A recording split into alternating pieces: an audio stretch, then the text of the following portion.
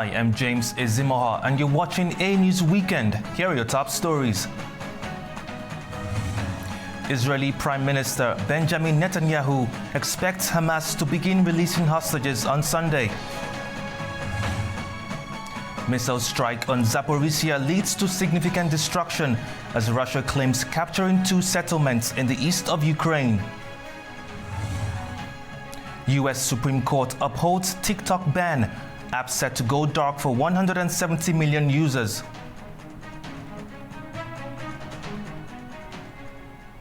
Israeli Prime Minister Benjamin Netanyahu says he expects Hamas to start releasing hostages on Sunday. Mediators say the agreement will take effect early in the morning. The Israeli Prime Minister's office says it expects Israeli hostages to be released by Hamas as early as Sunday. The statement was issued before Israel's cabinet approved a ceasefire and hostage release deal with Hamas, aimed at ending the 15-month war.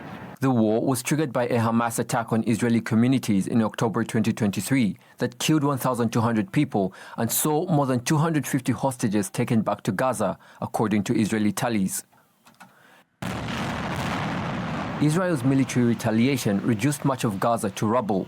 Palestinian officials say the operation killed over 46,000 people and displaced most of the 2.3 million people living in the area. In the first phase of the ceasefire, Hamas will release 33 Israeli hostages.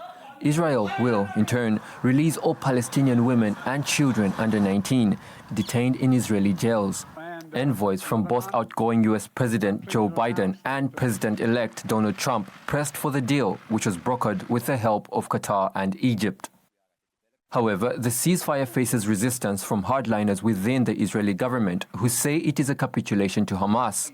Israel's national security minister threatened to resign if the deal was approved, while Finance Minister Bezalel Smotrich warns of pulling his faction support for the government.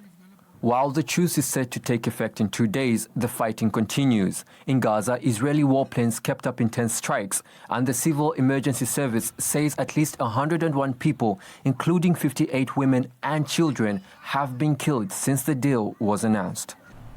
Our correspondent Maria Rodriguez has the latest update from Jerusalem on major developments expected to take place once the ceasefire deal comes into effect.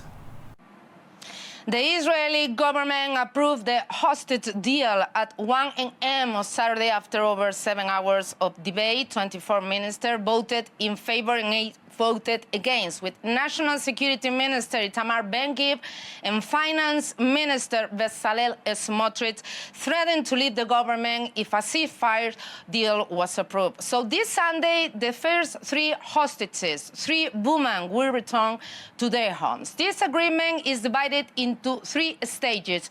In the first stage, 33 women, children, and men who are sick or over the age of 55 will be released over 42 days. The hostages, thought to have been held by Hamas in its network of tunnels under Gaza since October 7th, include 2 American nationals. In total, more than 90 hostages remain in captivity, including 34 thought to be dead. The Israeli military will also allow Palestinian forces to leave northern Gaza to return, although much of the area and their homes are in complete ruins. On the 16th date of implementation, negotiations will begin regarding the next stage of the deal, which will include the release of the remaining hostages taken by Hamas. As part of this stage, Israel will withdraw its force to a defensive belt that will serve as a buffer between the Gaza Strip and Israel. In exchange for freeing these hostages, hundreds of Palestinian prisoners will be also released. Also, Israel will allow more humanitarian assistance to flow into Gaza, around 600 trucks per day. And later on, the last part of the agreement will be focused on the reconstruction of Gaza, supervised by Egypt, Qatar, and the United Nations. Israel will be expected to fully withdraw from the Gaza Strip. Ukraine reports 10 people injured in a missile attack on Zaporizhia as the war between Russia and Ukraine continues.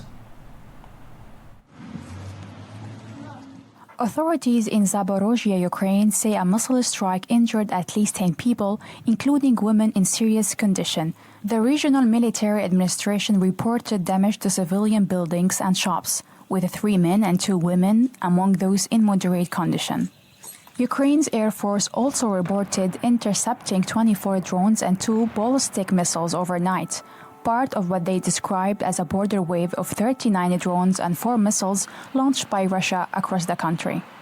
Meanwhile, Russian Defense Ministry stated that Russian forces took control of the settlements of Petropavlivka and Vramivka in Ukraine's eastern Donetsk region. The war, which began in February 2022, has displaced millions and led to significant destruction in affected regions. However, latest escalations led to intensified fighting and damage to civilian areas, including regions like Zaporozhye and Donetsk. Swedish troops have arrived in Riga, marking a significant step in the country's newly cemented NATO membership. The event comes less than a year after Sweden joined the alliance, following the start of the war in Ukraine. Swedish troops disembarked from a ferry, unloading armored vehicles and preparing to bolster NATO's presence in the region. Latvian Defense Minister Andris Spruds was present at the arrival, calling it a historic day for both Sweden and Latvia. Farmers gathered in Berlin to protest government agricultural policies, demanding a sustainable approach that prioritizes small farmers over large corporations.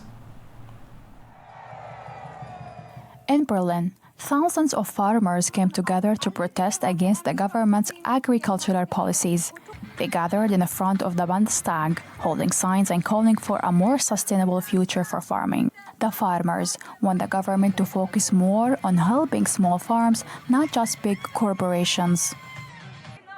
Antje Hollander, a farmer and a member of the Young Farmers Association, explained that small farms have been overlooked for years. Large companies are making big profits, while small farms are struggling to survive and sometimes sell products for less than it costs to produce them. The farmers are asking for a law that stops food from being sold for less than it costs to make. They also want to limit the power of big companies and supermarkets and make sure small farmers are treated fairly. Protesters indicated that they are against EU free trade policies, adding that they are in favor of protecting the rights of small farms. As the election on February 23 draws near, farmers hope their voices will be heard. South Korea's impeached president Yoon Suk-yeol has arrived in Seoul for a court hearing. Yoon is fighting a request by investigators to extend his detention on accusations of insurrections. Impeached South Korean President Yoon Suk-yeol has arrived in Seoul's Western District Court for a crucial hearing that will decide whether to extend his detention as requested by investigators. This is the first time that Yoon has left the detention center since his arrest. He was detained under charges of alleged insurrection after a failed martial law bid. Yoon's arrest has polarized much of South Korea, with thousands of people rallying for and against it. Now his supporters gather outside the court to voice their dissatisfaction for what they claim is an illegal investigation. President Yoon Suk-yeol is attending a warrant review to protect the rule of law, even if it's an illegal investigation. There are so many supporters of President Yoon Suk-yeol around the court that still believe in the rule of law and defend the president. I support the president, who is attending the hearing while following the legal process, and I hope the ruling will not go against the law. The court hearing lasted nearly 5 hours, with Yoon speaking for about 40 minutes. Now he has to wait for the court to pass judgment. Yoon sincerely explained and answered questions on factual relationships, evidence and legal principles. There's nothing much we can say for now today. We will wait for the court to decide. Yoon is South Korea's first sitting president to be arrested. If the court approves the investigators' request, the new warrant would likely extend Yoon's detention by 20 days. Just days before President-elect Donald Trump was set to take oath of office on the steps of the U.S. Capitol, Monday's severe cold forecast forced him to change plans. Donald Trump announced that the US presidential inaugural ceremonies will be moved indoors for the first time in 40 years. The inauguration address, prayers, and other speeches will be delivered inside the United States Capitol Rotunda. The last time an inauguration was moved indoors because of the bitter cold was in 1985 for former Republican President Ronald Reagan's second swearing in, when the afternoon wind chill fell into the range of -10 to -20 degrees Fahrenheit. The forecast for Washington on Monday puts temperatures at the time of Trump's swearing in at around 19 degrees Fahrenheit and will feel even colder with wind chill. According to Trump, his presidential parade would be moved to Capital One Arena, a sports venue in downtown Washington that holds 20,000 people. It was not immediately clear how a parade would be organized inside the sports venue. Azerbaijan's President Ilham Aliyev met with Turkey's Minister of Foreign Affairs, Hakan Fidan. During the meeting, both sides praised the strong development of the friendship, brotherhood and strategic alliance between Azerbaijan and Turkey across political, economic and other areas. They expressed confidence that these ties would continue to grow. They also discussed the future of bilateral relations and shared mutual benefits. Foreign ministers of Azerbaijan and Turkey, Ceyhun Bayramov and Hakan Fidan, addressed the media in a joint press conference, emphasizing their shared vision for regional peace, economic cooperation and global partnerships. Azerbaijani Foreign Minister Ceyhun Bayramov and Turkish Foreign Minister Hakan Fidan held a joint press conference in Baku following productive bilateral talks. Both ministers underlined the deep-rooted brotherhood between the nations, emphasizing that this enduring partnership has continuously bolstered regional stability. Minister Fidan commended Azerbaijan's outstanding contribution at the COP29 climate summit, highlighting the country's leadership in tackling global environmental challenges. The capacity, performance and skills demonstrated by Azerbaijan at COP29 are beyond any form of appreciation. On this occasion, I'd like to express my pride and satisfaction as a member of the Turkish world for Azerbaijan's outstanding performance at COP29.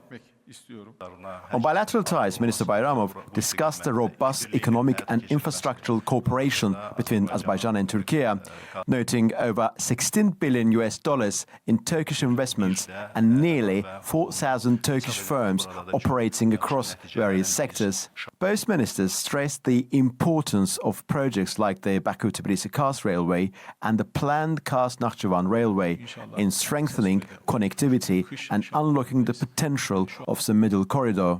The ministers also addressed peace efforts in the South Caucasus, praising progress in border delimitation talks between Azerbaijan and Armenia.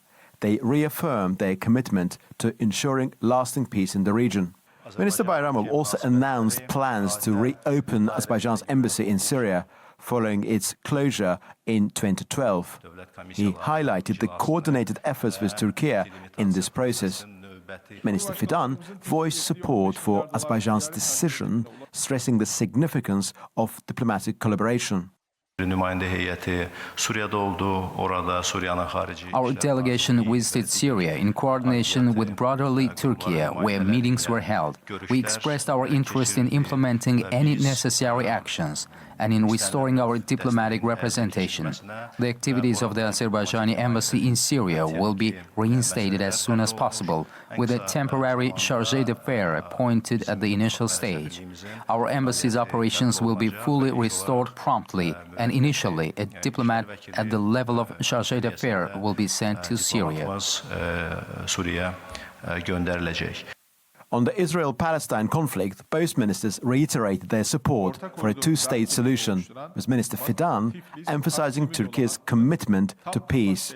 The ministers announced a trilateral meeting between Azerbaijan, Turkey and Uzbekistan to be held in Ankara on the 29th of January.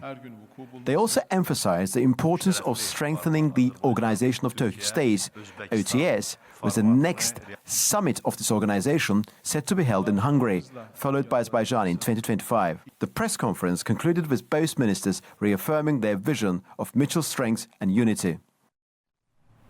President Recep Tayyip Erdogan has reaffirmed Turkey's commitment to eliminating terrorist organizations, stressing both peaceful and forceful measures. Speaking at the AK Party's 8th Provincial Congress in Kayseri, Erdogan outlined the country's security priorities. He highlighted the decline of the PKK-YPG group, calling it close to being discarded after losing its usefulness for external agendas. Erdogan also warned against any attempts to destabilize the region, drawing comparisons to the chaos caused by Daesh. His remarks emphasized Turkey's ongoing focus on securing its borders and preventing further unrest.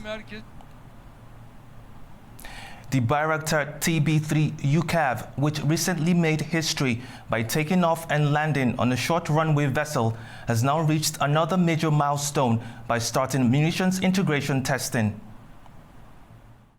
The Bayraktar TB3 UCAV, equipped with Roketsan MAMT munitions, successfully completed its first strike using Aselsan's Aselflir 500 electro-optical reconnaissance, surveillance and targeting system, hitting its target with precision. The aircraft, an indigenous Baykar product, continues its payload and munitions integration tests as part of its development process. On November 19, 2024, the Bayraktar TB3 took off from TCG Anadolu's short runway with a 12-degree ramp, marking a global first with an unsupported landing after a 46-minute test flight over the Aegean and Mediterranean. It repeated the feat during sea trials near Çanakkale. The UCAV has completed 887 hours and 23 minutes of flight time, including a 32-hour, 5,700-kilometer long-range test on December 20, 2023. Two senior Iranian judges were killed in a shooting outside the Supreme Court in Tehran. The attack, described by Iranian officials as a terrorist attack, killed both judges instantly and left another person wounded. The victims, identified as Hojat al-Islam Razini and Hojat Islam Muslim Magish, were known for their firm stance against public security disruptions. Authorities report that the assailant, who had no connection to the judges, died by suicide shortly after the attack. The U.S. Supreme Court upheld the TikTok ban in the United States, potentially blocking the app from 170 million users starting Sunday. The court ruled that the law does not violate free speech rights, siding with the U.S. national security concerns over the app's ownership by Chinese company ByteDance. This decision ensures the law will take effect, despite calls from lawmakers across the political spectrum to delay it. Earlier, White House officials stated they would not enforce the ban and would leave the decision to President-elect Donald Trump. During his campaign, Trump pledged to save TikTok, and his team is exploring options to either delay the ban or protect the app. With just days to go before the potential nationwide ban, TikTok's CEO has thanked President-elect Donald Trump for his support in fighting against the ban on the popular app in the United States. TikTok's CEO, Shouzi Chu, expressed his gratitude to President-elect Trump after the US Supreme Court upheld a law that mandates the app's Chinese parent company, ByteDance, to either sell TikTok or shut it down in the US by January 19th. In a video message, Chu thanked Trump for his efforts to find a solution to keep TikTok operational. As you know, we have been fighting to protect the constitutional right to free speech for the more than 170 million Americans who use our platform every day to connect, create, discover, and achieve their dreams. On behalf of everyone at TikTok and all our users across the country, I want to thank President Trump for his commitment to work with us to find a solution that keeps TikTok available in the United States. As the future of TikTok in the US hangs in the balance, Chu directly addressed the platform's 170 million American users, pledging to fight for their right to continue using the app. Chu's message highlights TikTok's role in the lives of millions of creators, small businesses, and everyday users. But for now, the clock is ticking, and the app's future in America remains uncertain as decisions rest with incoming leadership.